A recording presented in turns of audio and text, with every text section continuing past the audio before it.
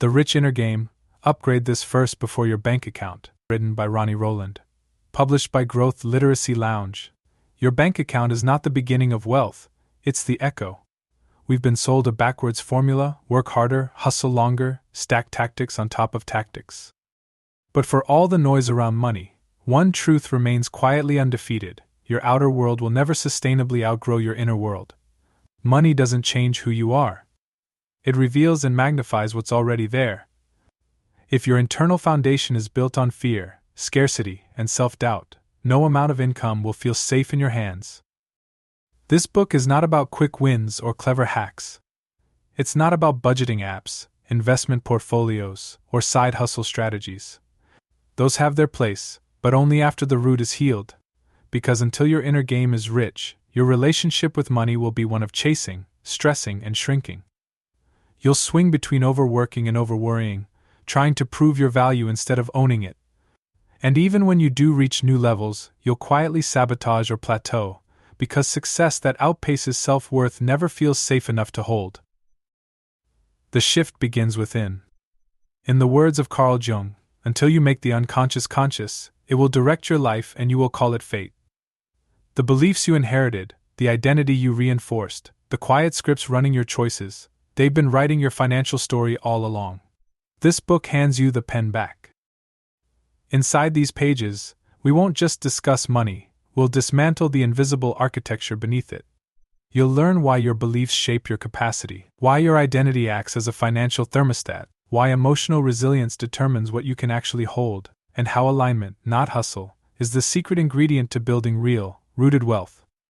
But this isn't about theory, it's about transformation. Every chapter is a step deeper into clarity, alignment, and embodied value. You'll reflect. You'll rewire. You'll begin to carry yourself differently, not because you're pretending, but because you've remembered who you were before the world taught you to shrink. The Rich Inner Game doesn't begin with spreadsheets. It begins with standards. It begins when you stop outsourcing your power and start upgrading the one system that controls everything, your internal operating code. This is not just the start of a book, it's the start of your recalibration. Welcome in. Let's begin. Chapter 1. The Hidden Script Running Your Life. Imagine trying to run the latest software on a computer from 1995. It crashes. It lags. It can't handle the speed, the features, or the load. Now realize, this is how most people live their lives. Not because they lack intelligence or drive, but because they're operating on mental scripts written decades ago. Quiet lines of code running in the background, shaping every decision, reaction, and result. These scripts are rarely questioned. They're inherited. A father who always said, "Money doesn't grow on trees," a teacher who labeled you average, a culture that equates wealth with greed. Over time, these fragments form a self-fulfilling prophecy. You don't just believe them, you become them. Consider this: two people are given the same opportunity, a new job, an investment tip, a blank canvas. One thrives. The other hesitates, procrastinates, or walks away. It's not skill. It's not luck. It's programming. The inner narrative of one says, "I deserve this. I can grow into it." The other hears, "I'll mess this up. I'm not ready." What makes these scripts so powerful is how invisible they are. Like the wind shaping dunes, they mold outcomes without being seen. But the truth is this: your outer life is always echoing your inner code. Not sometimes. Always. Your relationships, your income, your sense of possibility, they're mirrors, not mysteries. Awareness is the first key. Not passive awareness, the kind that notices a pattern and shrugs, but active observation. Think of yourself as a curious scientist, inspecting thoughts without judgment. When you think about raising your rates, do you feel immediate guilt? When someone offers help, do you instinctively reject it? These reactions are not facts. They are old scripts trying to stay alive. Some scripts are written in fear. If I take a risk, I'll lose everything. Others in shame. I'm not the kind of person who succeeds. Still others in misplaced loyalty. If I grow too much, I'll leave people behind. Left unchecked, these lines of code quietly dictate your financial thermostat. You never earn more than your identity permits. You never rise higher than your story allows.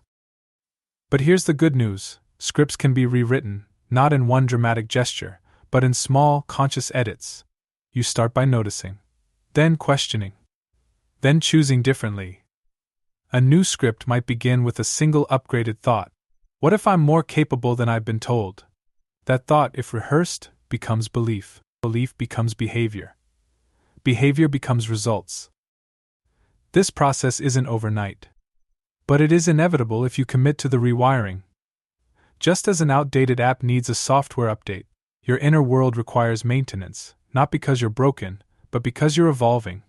And evolution demands new code. The richest people in the world don't just have different bank accounts, they have different inner dialogues. Where others see limits, they see levers. Where others feel fear, they feel feedback. They've trained themselves to respond, not react, as to trust the process instead of fearing the unknown. You don't have to become someone else. You have to unlearn who you were told to be.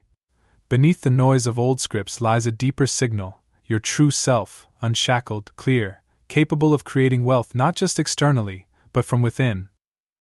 This is the beginning of the rich inner game, not a game of luck or hustle, but of awareness. Because once you see the script, you can rewrite the story, and when you do, everything changes. You're living out unconscious mental scripts. Until you upgrade them, they run the show. Your external wealth mirrors your internal programming. Awareness is the first, most powerful tool of transformation. What's one belief about money or success that might be an outdated script? Catch one automatic negative thought today. Pause, question it, choose a better response. Chapter 2: Scarcity, the lie that feels like truth. Scarcity isn't a financial state, it's a psychological atmosphere. A fog that lingers in the background, whispering that there's never enough. Not enough money. Not enough time. Not enough of you to go around. It seeps into decision-making, tightens the chest when opportunity knocks, and drapes even abundance in anxiety. The cruel irony? Scarcity often thrives most in people who have objectively enough, because scarcity doesn't measure reality, it measures perception. You can spot scarcity not by how much is in your bank account, but by how you react to it. When an unexpected bill arrives, does your mind spiral into panic? When a peer succeeds, do you feel inspired or threatened? When you think about investing in yourself, do you hesitate, as if you're gambling with your safety? These reactions aren't about money. They're symptoms of an internal shortage that no paycheck can fix. Scarcity scripts are often born early. Maybe you grew up hearing, "We can't afford that," on repeat, or watched arguments over bills unravel the peace in your home, or felt shame when others had more. These moments lodge themselves in your nervous system, forming an invisible ceiling over your potential. Even as you grow, that ceiling remains, telling you to be careful, to hold back, to avoid risk. It tells you that wealth is for them, not you. But scarcity is a liar dressed in logic. It disguises itself as caution, discipline, or responsibility. Just in case becomes its rallying cry, and while it parades as prudence, its true effect is paralysis. It keeps you thinking small, playing safe, and spending emotional energy on imagined losses rather than real gains. Scarcity convinces you that hoarding is wisdom, that generosity is reckless, and that dreaming big is dangerous. Contrast this with sufficiency, the quiet knowing that there's always enough for the next step. Not delusional optimism, but grounded trust. Sufficiency shifts your question from "what might I lose?" to "what's possible from here?" It invites you to participate in flow, not fear, to release the clenched fist, and move with open palms. Then there's abundance, not as a flashy lifestyle, but as a lens. Abundance doesn't mean having everything. It means recognizing the power to create what you need. It doesn't deny constraints, but it refuses to be ruled by them. It says, "I may not have all the resources, but I can become resourceful." It allows you to take action from vision, not from lack. Wealthy individuals don't wait until they feel rich to think abundantly. They think abundantly first, and wealth follows. They spend where it multiplies. They give without resentment. They take calculated risks because they trust their capacity to rebuild. They see money not as security, but as a tool. Scarcity asks, "What if I run out?" Abundance asks, "What can I create?" Escaping scarcity isn't about pretending everything is fine. It's about becoming fluent in a new language, one where the vocabulary includes enough, growth, value, and possibility. 1. where generosity is a strategy, not just a virtue, and one where you refuse to let fear of loss rob you of your future. You don't cure scarcity by earning more, you cure it by thinking differently. Because if scarcity lives inside you, no amount of money will make you feel safe. And if abundance lives inside you, you'll always find a way forward. You don't need to earn your way out of fear. You need to upgrade the story driving your choices. Then, watch how your outer world begins to reflect that internal peace, not in the form of sudden riches, but in steady expansion, quiet confidence, aligned decisions, and yes, in time, the wealth that flows from within. Scarcity is a mindset, not a math problem. More money doesn't cure scarcity, new beliefs do. Sufficiency and abundance are internal upgrades, not external conditions. Where in your life do you act from fear of not having enough? Spend $5 today on something that affirms sufficiency, not to impress, but to express trust in abundance. Chapter 3: The Belief Audit. Every choice you make sits atop a belief. Some are obvious, conscious preferences and values you've examined, but the ones with the most power tend to hide. Like the roots of a tree, they're buried, silent, and largely unquestioned. Yet they determine the shape of everything above ground: your income, your risk tolerance, your sense of deserving. If your life feels stuck, you don't need more effort, you need a belief audit. A belief is simply a thought you've rehearsed into truth. Not absolute truth, just the kind you stop challenging. Maybe someone told you, you're not business-minded. Maybe you failed once and decided, I'm not leadership material. Over time, these phrases calcify into identity. They don't feel like ideas anymore, they feel like facts, and facts are rarely questioned. That's how beliefs hide in plain sight, by posing as reality. The problem isn't that you have limiting beliefs. Everyone does. The problem is that most people never inventory them. They keep building goals on shaky foundations. They hustle to overcome inner resistance instead of clearing it. That's like installing a new roof on a house with a cracked foundation. It might look impressive, but it won't hold up for long. The belief audit starts with awareness. Begin by observing your automatic reactions around money, success, and self-worth. When you receive a compliment, do you immediately downplay it? When someone offers to pay you, do you instinctively offer a discount or apology? These tiny moments are diagnostic tools. They reveal the deeper script: I'm not worth full value, or I must earn love by shrinking. Next, name the beliefs without judgment. Write them down like data points, not accusations. I believe money is hard to keep. I believe success comes at the cost of relationships. I believe asking for more is greedy. Just seeing them on paper weakens their grip. It exposes them as optional, not inevitable. Now comes the reframing. Ask yourself, who would I be without this belief? Or where did I first learn this? Often you'll find these beliefs weren't born from truth, they were born from survival. A child watching their parents argue about money might internalize, money causes pain. That belief once served a purpose, to keep you safe, but now it keeps you small. Replace old beliefs not by willpower, but by repetition and emotion. A new belief, spoken once, is like a seed on concrete. It needs nurturing. So instead of saying, I'm rich, which your brain may reject, try, I'm learning to receive more with ease. That's believable. That's honest. And if repeated with emotion, it begins to rewire the neural pattern. Back new beliefs with micro-evidence. If you believe I create value, then go do something small that affirms it. Write a helpful post, offer a solution, deliver something excellent. Then anchor the moment. Say to yourself, this is who I am now. When repeated often enough, belief becomes identity. And identity governs behavior more powerfully than motivation ever could. A belief audit isn't a one-time event. It's a regular practice, like brushing your teeth. Hard beliefs accumulate grime. They need cleansing. Left unchecked, they quietly cap your potential, but when exposed and updated, they unlock capacity. You start to operate not from fear, but from clarity. Not from protection, but from power. You don't need to be perfect. You just need to be intentional. Examine your thoughts. Challenge their roots. Replace what no longer serves. In time, you'll stop fighting for your limitations and start building from liberation. Beliefs drive behavior, and many run unconsciously. You must observe, question, and update beliefs to change your outcomes. New beliefs need repetition, emotion, and proof to take root. What's one belief you've been treating as truth that may no longer serve you? Write down 3 limiting beliefs you notice today. Reframe each with one new empowering alternative. Chapter 4. Identity is the operating system. If beliefs are the code, then identity is the operating system. It's not just what you think about yourself, it's what you know. It runs deeper than conscious thought. It dictates what you believe you're worthy of, what you're capable of, and what you allow yourself to pursue or receive. Identity is the hidden thermostat of your life. You may set goals, but your identity sets the ceiling. Consider the lottery winner who loses it all in a few years, or the entrepreneur who self-destructs right after a breakthrough. These aren't failures of skill, they're misalignments of identity.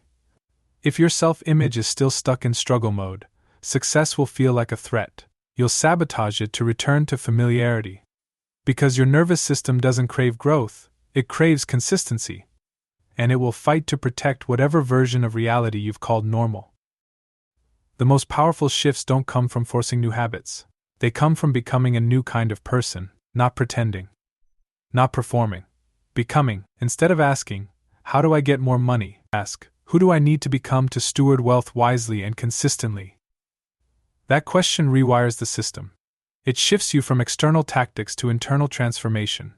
Because when your identity expands, your results follow. Identity is built through repetition and reinforcement.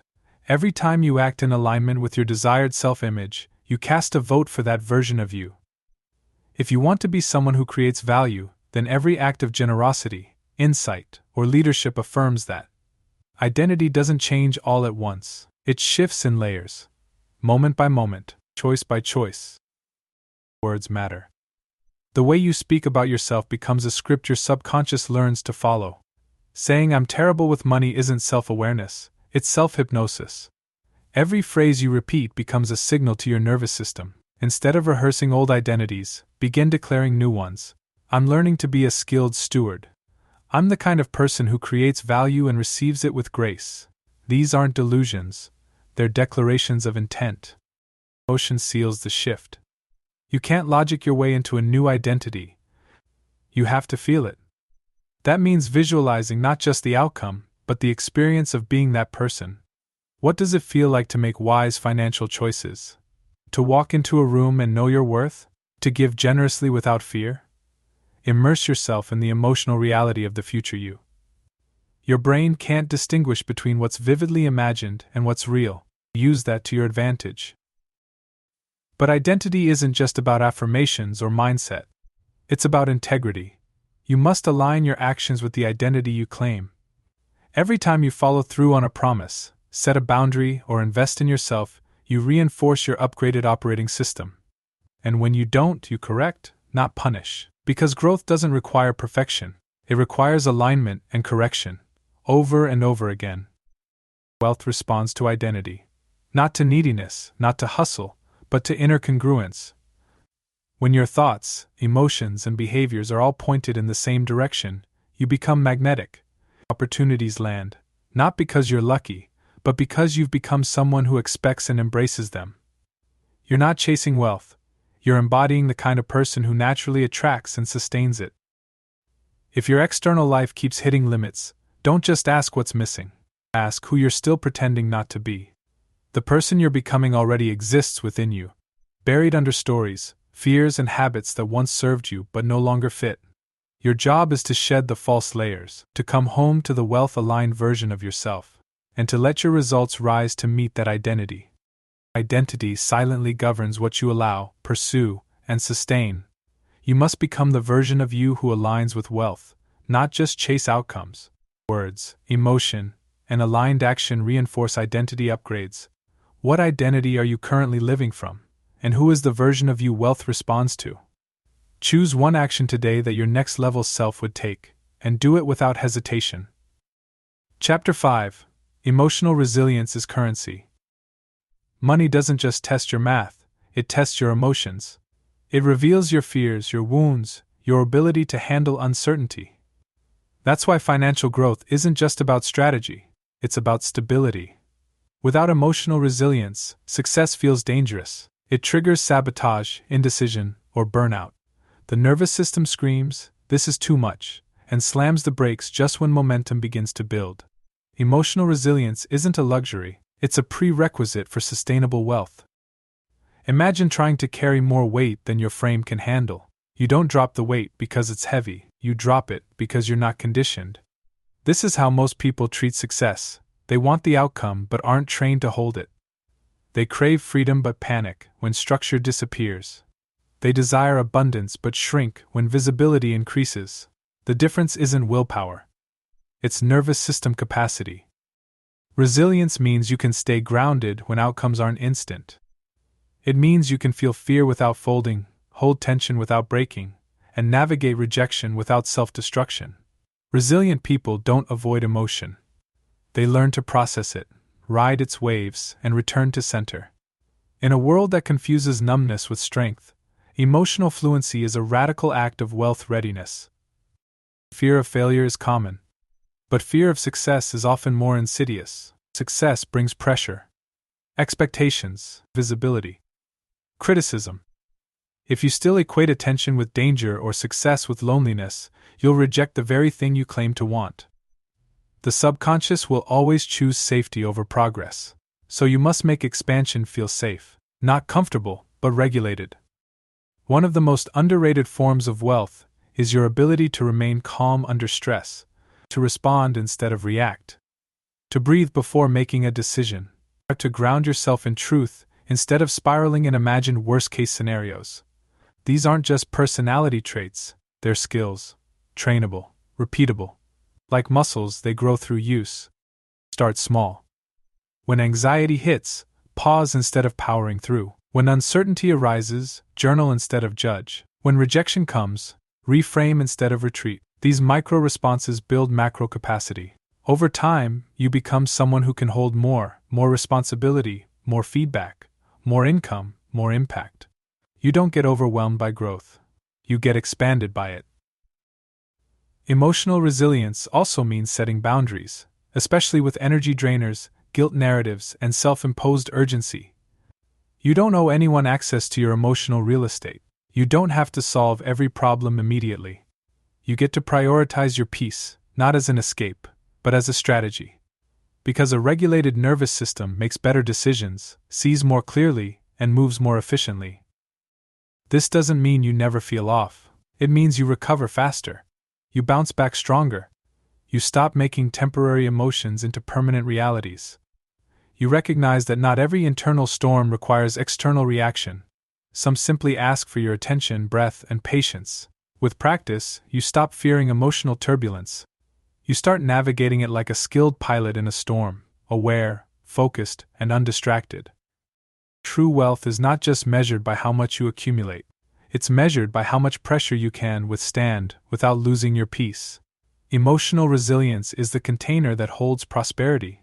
Without it, money feels unsafe.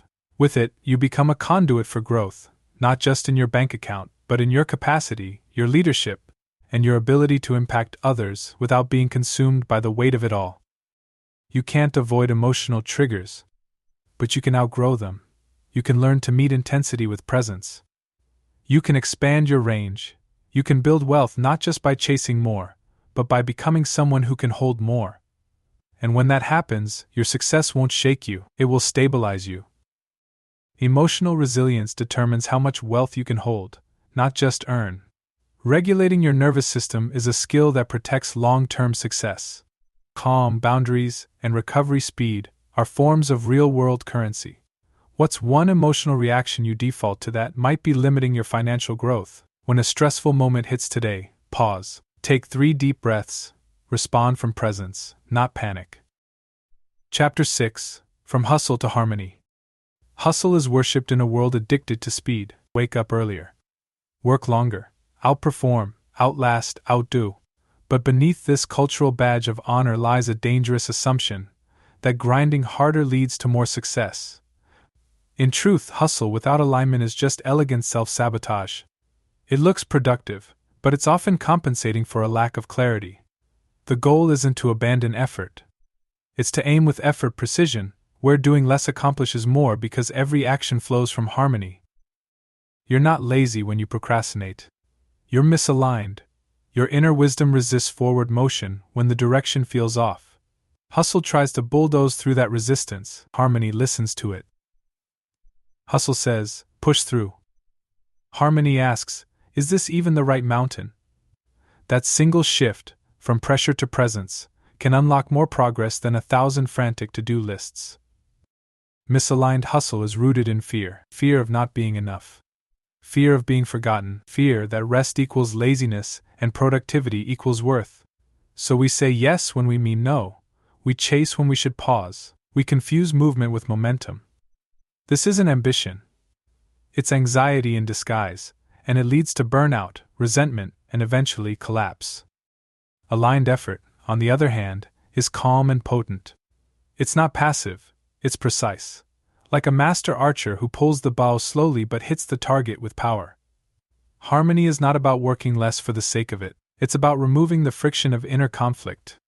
When your values, energy, and actions point in the same direction, progress becomes a natural outcome, not a desperate chase. To move from hustle to harmony, start with awareness. Notice where your energy feels forced. Do you dread your work, not because it's hard, but because it feels disconnected from your values? Do you keep yourself busy to avoid stillness, clarity, or the truth that you're building someone else's dream? These aren't flaws, they're signals. They show you where recalibration is needed. Next, return to your why. Harmony is anchored in meaning. When you remember why you started, the noise begins to fade. What impact do you want to have? What kind of life are you building? What does success feel like, not just look like? These questions ground your effort in intention, and intention is what turns routine into ritual. Then, restructure your day to reflect your priorities. This means saying no.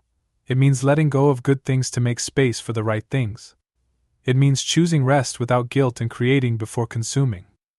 It means setting boundaries that protect your creative energy like sacred ground. Harmony is not accidental. It's designed.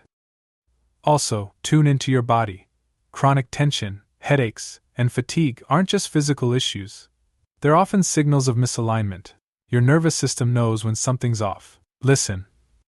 Sometimes the most productive thing you can do is stop, breathe, and ask yourself, is this aligned with who I'm becoming? If the answer is no, course correct, not later. Now. The people who build lasting wealth aren't the ones who hustle the most. They're the ones who know where their energy belongs. They move intentionally. They rest deliberately. They work from inspiration, not compulsion. Their pace is not frantic. It's focused, and because of that they can sustain success, not just reach it. You don't need to earn your worth through exhaustion. You don't have to chase visibility to prove value. Harmony doesn't mean doing less. It means doing right. And when you step into that rhythm, life doesn't just feel better. It works better. Your results compound, not because you're frantic, but because you're finally in flow. Hustle without alignment creates exhaustion, not expansion. True productivity flows from inner harmony, not pressure. Sustainable success requires purpose-driven energy, not constant output. Where are you mistaking frantic activity for meaningful progress? Choose one task today to either pause, delegate, or remove, and replace it with a moment of alignment. Chapter 7. Rewriting your relationship with risk. Risk is not the enemy. Misunderstood risk is. Most people think of risk as danger, threat, or exposure to loss. But in reality, risk is the birthplace of every breakthrough. It's not just something to manage. It's something to master. If your relationship with risk is ruled by fear, you'll spend your life shrinking your decisions to match your comfort zone. But if you redefine risk as the gateway to growth, you'll expand beyond anything your former self thought possible. Wealthy people don't take more risks because they're reckless. They take smarter risks because they're trained. They've reframed risk from something to fear into something to navigate. They understand that safety isn't the absence of risk, it's the presence of resilience, awareness, and strategy. They don't gamble their futures. They place intentional bets on their growth. Most people avoid risk because they associate it with loss. But the real risk is staying stuck. The real cost is inaction. Every time you delay a decision out of fear, you pay with time, potential, and momentum. Fear convinces you that staying the same is safe, but nothing in life stays the same. You're either expanding or decaying. Standing still is just a slow decline. What you fear most about risk isn't failure, it's ego death. It's the possibility that you'll be exposed, judged, or disappointed. But growth always requires letting go of who you've been. It's a shedding, not a punishment. And yes, there's discomfort. But discomfort isn't danger. It's data. It tells you that you're entering a new territory, and that your nervous system needs time to adjust. To rewrite your relationship with risk, you must first separate it from recklessness. Risk is calculated, it's informed, it's measured. Start by identifying the fear beneath the fear. Are you afraid of rejection? Embarrassment? Financial instability? Get honest. Once you name the real fear, it loses power. Clarity breeds courage. Vagueness breeds anxiety. Then, practice micro risks. Say something honest in a conversation. Raise your rates slightly. Share your work publicly. These may feel small, but they train your nervous system to tolerate visibility, change, and uncertainty. Over time, your tolerance expands, and with it, your capacity for bigger, bolder moves. Also, shift your lens. Instead of asking, what could go wrong, ask, what could go right? Most people obsess over worst-case scenarios. Wealthy minds consider best-case ones. They weigh the upside alongside the downside. They understand that avoiding risk doesn't protect you from loss, it often guarantees it. Look back at your life. Most of your meaningful growth came from moments of uncertainty. A move. A leap. A choice made without full clarity. You didn't have guarantees, but you had courage, and that courage was enough. It still is. The goal isn't to eliminate fear. It's to move with it, to make fear your signal, not your stop sign. You don't need to become fearless. You need to become fluent in discomfort. Fluent in opportunity. Fluent in discerning between real danger and imagined threat. That fluency turns risk into a tool. And that tool, used wisely, builds empires, not overnight, but steadily. Risk is a mirror. It reveals where you're still hiding, shrinking, or waiting for permission to write the story. Risk isn't the villain, it's the rite of passage. Not every risk pays off, but every one you take teaches you something money can't buy: self-trust, resilience, and the courage to bet on yourself. Risk is not inherently dangerous, it's essential to growth. Fear of ego death, not actual loss, often drives risk aversion. Taking aligned, calculated risks expands your capacity and self-trust.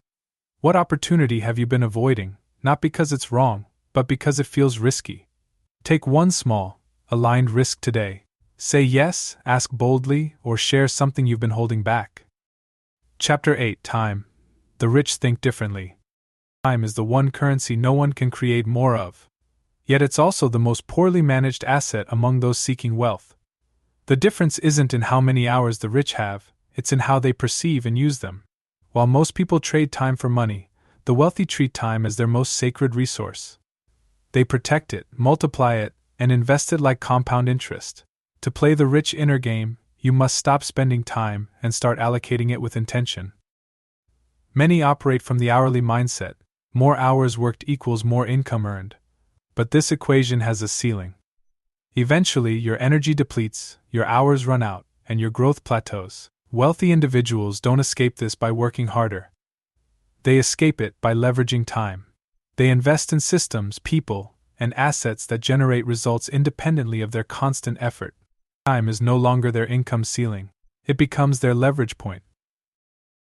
The first shift is understanding the difference between busy and valuable.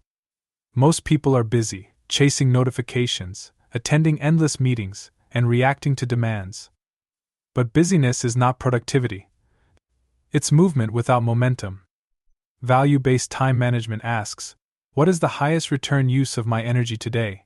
Not just what's urgent, but what truly moves the needle. It's less about doing more and more about doing what matters most. The rich think in decades, not days. Their vision stretches far enough to see long-term consequences. They plant seeds now that may not bloom for years, but they plant anyway. This temporal patience allows for strategic action. They're not reactive. They're intentional. Every yes is weighed. Every no is protected. They don't say yes out of guilt, obligation, or fear of missing out. They say yes when it aligns with the identity they're building. One of the most radical things you can do is design your calendar around your values. If your time doesn't reflect your priorities, your life will feel out of sync, no matter how much you accomplish. This means carving out space for rest, deep work, reflection, relationships, and creative expansion. It means eliminating time leaks, those draining tasks, conversations, or habits that erode your energy and dilute your focus. Energy management is time management's twin. You may have 2 free hours, but if your energy is scattered or exhausted, those hours produce little of value. Pay attention to your rhythms. When are you sharpest? When does fatigue creep in? Design your days to honor these patterns. Time isn't just what's on the clock, it's what's inside your attention. Wealthy people also delegate, not out of laziness, but out of clarity. They know their zone of genius and stay there. They don't waste hours on tasks others could do better or faster. They buy back time so they can reinvest it where it matters, on strategy, vision, and self-expansion. Every hour saved becomes another opportunity to grow wealth, not just in dollars, but in depth and peace. The poor mindset hoards time but wastes it. The rich mindset spends time wisely, with a focus on multiplying its impact. Both have 24 hours. But one treats time as expendable, the other treats it as sacred. This single distinction changes everything, from the way you structure your days to the way you build your future. Time doesn't ask for perfection. It asks for ownership. When you start treating time as your most precious resource, every part of your life elevates.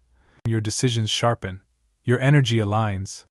Your wealth expands, not just because you're working more, but because you're finally working from wisdom. Wealthy individuals treat time as their most valuable and protected resource. Shifting from hourly effort to leveraged impact creates exponential results. Aligning time with values leads to deeper, more sustainable wealth. Where are you spending time on what's urgent instead of what's truly valuable? Audit your calendar today. Remove or delegate one low-impact task and replace it with focused, high-value work. Chapter 9. Worthiness is Wealth's Silent Partner. Self-worth is not just a feeling, it's a foundation. It quietly sets the limits on what you allow yourself to receive, ask for, and sustain. You can have the best strategies, the clearest goals, and the hardest work ethic, but if you don't believe you're worthy of wealth, you'll repel it. Not consciously, but through hesitation, self-sabotage, and subtle patterns of under-earning. Worthiness isn't about ego or entitlement. It's about alignment with the truth that you are enough, and always have been. Many carry invisible scripts that say, I must prove my value, or if I just do more, then I'll deserve more. These beliefs are traps. They turn success into a moving target and money into a measure of morality. You begin to hustle not from vision, but from deficiency. You over-deliver, undercharge, and apologize for asking to be compensated. Not because you lack skill, but because you've unconsciously decided that having more makes you less lovable. This quiet war with worth often begins early. Maybe you were praised only when you performed. Maybe you were told that asking for more was selfish. Or maybe you watched people with money be judged, resented, or feared. Over time, these experiences become internalized. You learn that staying small keeps you safe. You learn that shining too brightly invites criticism. And without even realizing it, you shrink to stay acceptable. But here's the truth: worthiness is not earned, it's owned. You don't become worthy because of what you do, you are worthy because of who you are. No success can increase it, no failure can diminish it. When you root your identity in that truth, everything shifts. You stop begging for validation. You stop playing financial tug-of-war with the universe. You step into a state of confident receiving. Receiving is a skill, one that requires practice. Many people are excellent givers but uncomfortable receivers. They deflect compliments, downplay wins, and sabotage windfalls. Because deep down, they're still negotiating their value. To change this, start accepting praise without qualifiers. Say thank you. Let the moment land. Receive money without guilt. Let it be a reflection of value exchanged, not of character judged. Your pricing, your boundaries, your visibility, they all reflect your sense of worth. If you constantly bend to accommodate others at your expense, it's not generosity. It's fear. If you tolerate clients who disrespect your time, it's not service. It's scarcity. Raise your standards, not to prove anything, but to reflect who you now believe yourself to be. When your internal worth rises, your external world adjusts to meet it. This isn't about arrogance. It's about ownership. Arrogance demands attention. Worthiness requires none. It stands quietly in its truth. It walks into a room and doesn't need to dominate. It simply is. That's the energy wealth responds to: calm, grounded, non-needy. When you embody that frequency, opportunities gravitate toward you, not because you're chasing them, but because you're resonating with them. There will always be voices, internal or external, that challenge your worth. The goal is not to silence them completely, but to stop believing them. You don't have to fight for your value. You just have to stop abandoning it. Worthiness is not a switch you flip once. It's a muscle you strengthen daily, through small acts of self-respect and conscious receiving. The more worthy you feel, the more you can hold. Wealth amplifies who you are. If you feel undeserving, it magnifies fear.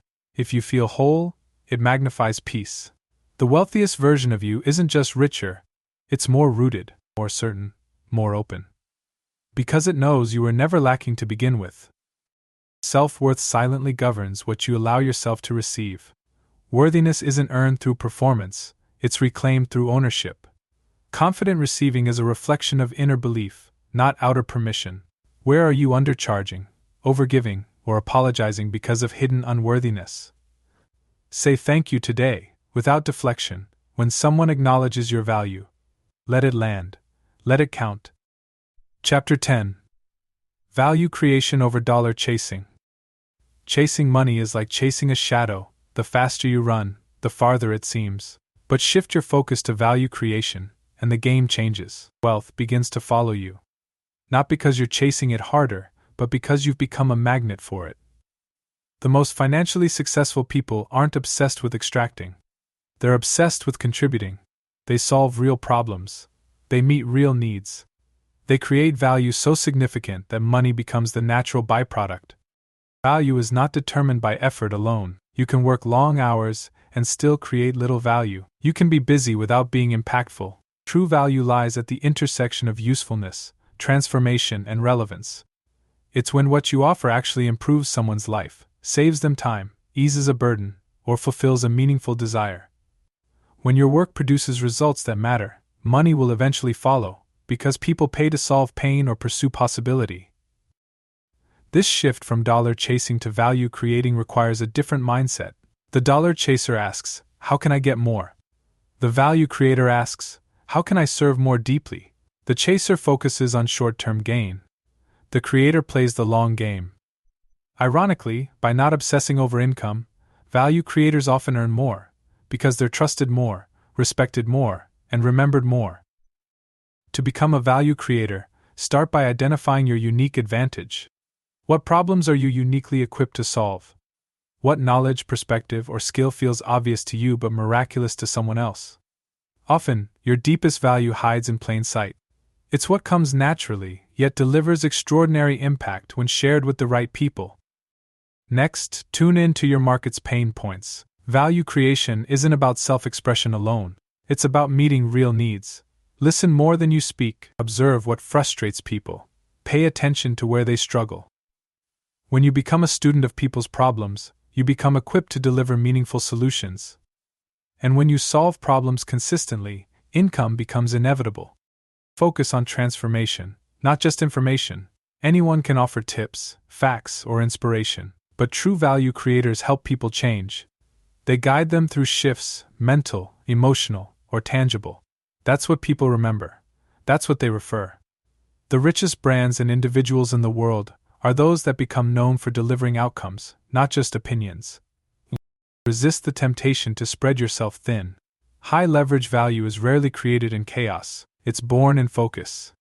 Choose one problem to solve, one audience to serve, one message to master. As you refine your offer and deepen your craft, your value compounds.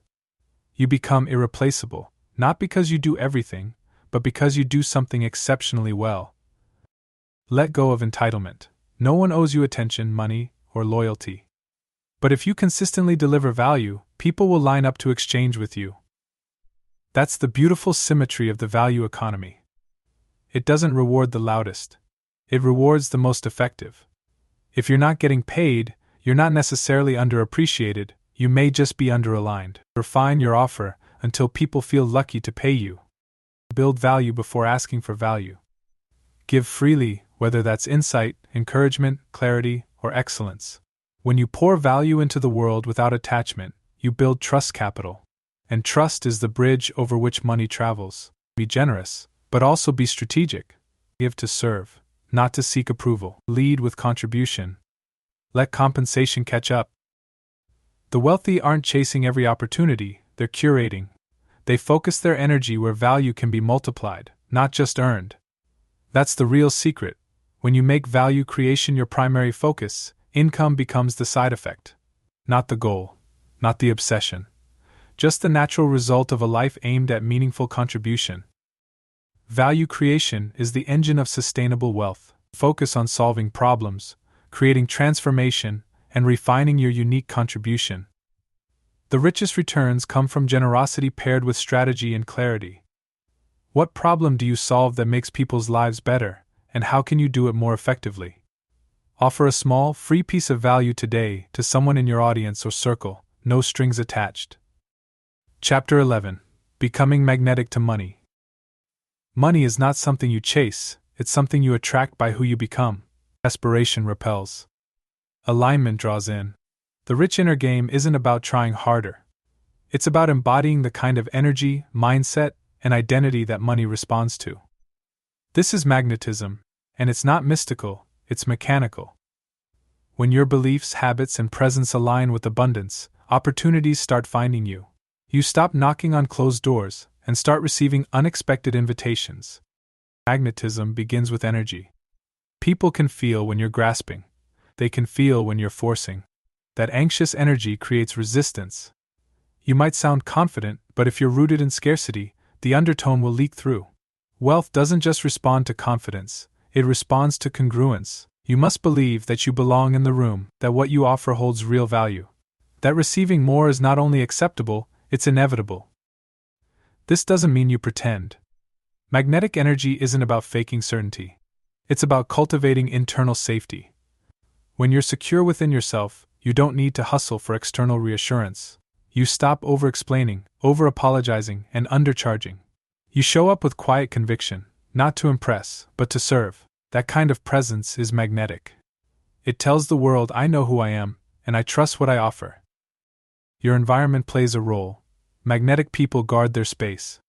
They're mindful of what they consume, who they spend time with, and how they speak about money and themselves. They don't tolerate energy leaks, gossip, self-deprecation, or scarcity-driven habits. Everything around them either amplifies or drains their frequency, and they curate accordingly. Because they understand that magnetism isn't just internal, it's also environmental. Boundaries enhance magnetism. The more you respect your own time, energy, and value, the more others do too. Saying no when something misaligns doesn't close doors, it opens better ones. Magnetic people don't chase, they don't beg, they don't convince, they invite, they attract. They operate from a belief that the right opportunities will resonate with their energy, and anything that doesn't is a distraction. Magnetism also thrives on clarity. Uncertainty dulls your signal. If you don't know who you serve, what you offer, or what you stand for, neither will anyone else. The clearer you are, the stronger your pull, or declare your standards. Define your vision, speak your message with courage.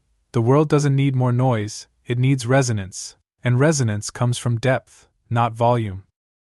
Gratitude is a secret amplifier, not performative gratitude but grounded, embodied gratitude, the kind that says, I already live in abundance, and I welcome more.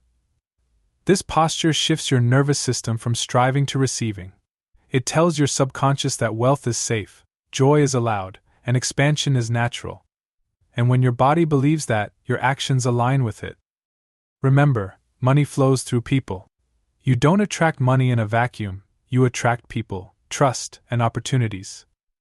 So become the kind of person others want to trust, follow, and invest in. That means being consistent, generous, and anchored. Magnetic people don't rely on gimmicks. They rely on integrity. Their presence speaks before their pitch does. You don't become magnetic by changing everything about yourself. You become magnetic by returning to your essence, before fear, before conditioning, before compromise. You strip away the noise, you honor your truth, you align with your values, and in doing so, you emit a frequency that money, people, and possibility can't ignore. Not because you're demanding attention, but because you're radiating alignment. Magnetism is built through alignment, clarity, boundaries, and internal safety. Desperation repels. Congruence attracts. Money follows those who embody self-trust and grounded energy. Where might you be leaking energy by chasing instead of aligning? Say no today to one thing that doesn't reflect the version of you who naturally attracts wealth. Take care and be well.